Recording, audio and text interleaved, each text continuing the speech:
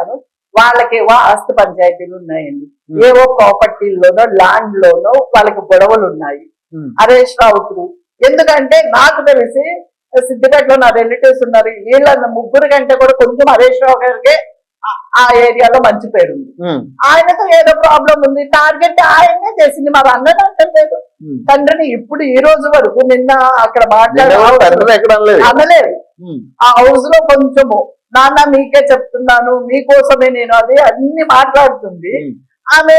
ఆయన ఉన్న కొంచెం మంచి పేరు ఉంది ఆయన కాన్స్టిట్యున్సీ లెవెల్ వరకు, ఆయన్ని టార్గెట్ చేసింది. మరి అంటే మరి ఇప్పుడు ఆమె నెగ్గలేదంటారా? మరి సీఎం అంటుంది ఆమె, నెక్స్ట్ ముడేసుకొని వచ్చేస్తే నేను సీఎం అంటే మీరు ఒప్పుకుంటారా? జైలుతో పోలిస్తా ఉంటారు. అదే కదా, ఒక నాటు వేసేసుకొని ఒక అది కూడా బ్రాండెడ్ చీరలే కడుతుంది, అది డల్లు చీరలు కడుతుంది. ఆమె అప్పుడే ఎంత 40,000 50,000 చీరలు కట్టుకునే కవిత ఇప్పుడు వచ్చి మామూలు చీరలు కట్టేసుకొని ఒక ముడేసుకొని ఒక నలుగురిని విద్యార్థుల్లో పాపం వాళ్ళకి ఏదో ఆశ పెట్టి అంతేనా? అంతే కదా. ఎవరైనా మీరు చెప్పండి, స్వచ్ఛందంగా ఎవరు రావట్లేదు. 4 పేర్లు చెప్పండి. 4 పేర్లు అయితే కష్టం. సర్పంచ్ లెవెల్ గానీ నేను చిన్న పర్సన్ అడుగుతున్నా, పేర్లు గానీ ఒక ఎమ్మెల్సీ గానీ ఒక ఎమ్మెల్యే కంటెస్టెడ్ వీళ్ళు కనీసము చేశారు పోటీ ఒక పార్టీ నుంచి అని చెప్పండి మీరు.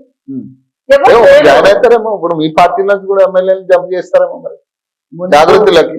ముందు ఆమె చూసుకోమనండి, ఆమె ఇంట్లో ఉన్నవన్నీ సర్ది పెట్టుకొని నువ్వు వచ్చి ఒక సామెత ఉంటదండి, ఇంత గెలిచి రచ్చగలవు.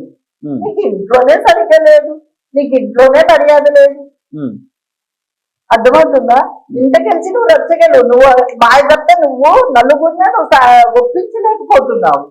నీకున్న ప్రాబ్లం కూర్చో, తండ్రి దగ్గర కూర్చోబెట్టి మాట్లాడు, రాత్రంతా కూర్చో, తెల్లారి ఇంటి ముందు టెంట్ వేసుకొని కూర్చో, నాకు ఇది ప్రాబ్లం జరుగుతుంది. నువ్వు వచ్చావు కదా, ఇప్పుడు మీ నాన్న చూశాడు కదా, నాకు ఇంట్లో ప్రాబ్లం ఉంది, నాకు ఇది మీ ఇంట్లో సమస్య, మీ ఎందుకు తెలంగాణ ప్రజెంట్ ఆడుకుంటామే. ఇంకోటి చెప్తా ఉన్నారు, ఇప్పుడు మన బిఆర్ఎస్ మహిళలు అందరూ ఇంకొకటి చెప్తా ఉన్నారు, రేవంత్ రెడ్డి కనసాయిగల్లో కవిత పని చేస్తుంది, ఇప్పుడు కావాలనే హరీష్ రావుని మిగతా వాళ్ళని టార్గెట్ చేస్తుంది అంటున్నారు.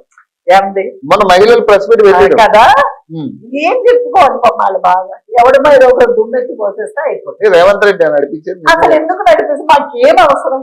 ఏమో మరి మించిన లేడీస్ మా పార్టీలో ఉన్నారు. పద్మా ఉత్తమ్ కుమార్ రెడ్డి గారు లేరా, ఎంతెంత మంది సీతక్క లేదా, మాకు ఇంకా చాలా మంది పోస్టులు ఇవ్వలేక మాలాంటి వాళ్ళు ఎంతమంది లేరండి. 15 సంవత్సరాల నుంచి పార్టీని కాపాడి వచ్చి కొత్తగా ఏం చేస్తారు, ఏం తీకుంటున్నా